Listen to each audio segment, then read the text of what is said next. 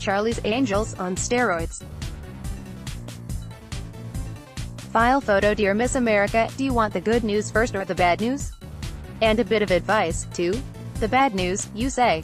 Okay, brace yourself, because you are dropping the swimsuit and evening gown competitions from your pageant, not to mention the word pageant, too. You can expect to lose sponsorships, network TV coverage, viewers and ratings.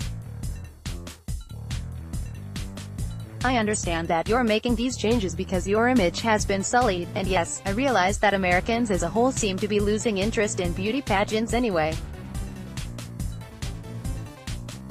For example, the ratings guru Nielsen says that 33.1 million viewers watched the 1988 Miss America broadcast, while in 2017 a mere 5.4 million people watched it, so it was past time for a change. Don't kid yourself, however. Decisions have consequences, and yours will bite you where it hurts, in your pocketbook. You're probably ready for the good news now, but don't expect it to fully mitigate the bad news. There's just no getting around the financial implications of what you've decided to do. That said, because you are dropping the swimsuit and evening gown competitions, and in exchange for losing money, here is what you will gain for your program: dignity, integrity, self-respect. In years past, you had some of those qualities. Though beauty overshadowed contestants' other assets, viewers felt that they were seeing the best, most talented and most glamorous women from across America. And, too, viewers took competitive pride in their state's entrance.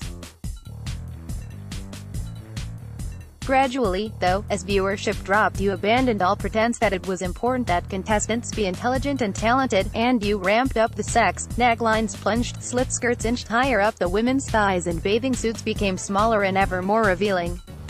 The pageant turned into Charlie's Angels on steroids.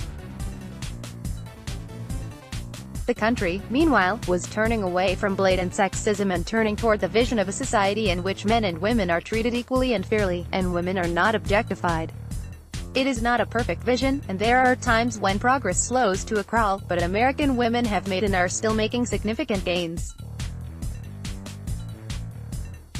Your pageant was out of step.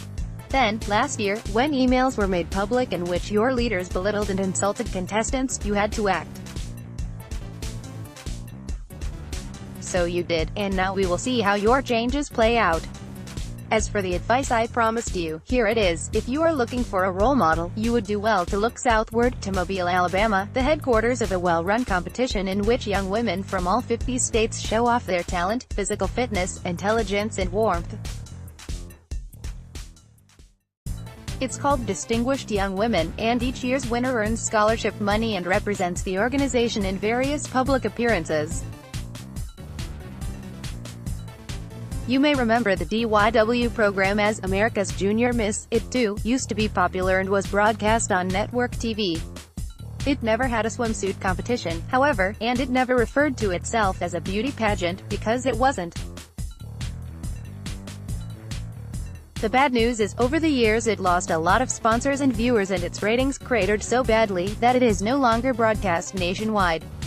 In fact, in 2005 the organization nearly folded. The good news is, the people who run it have coped.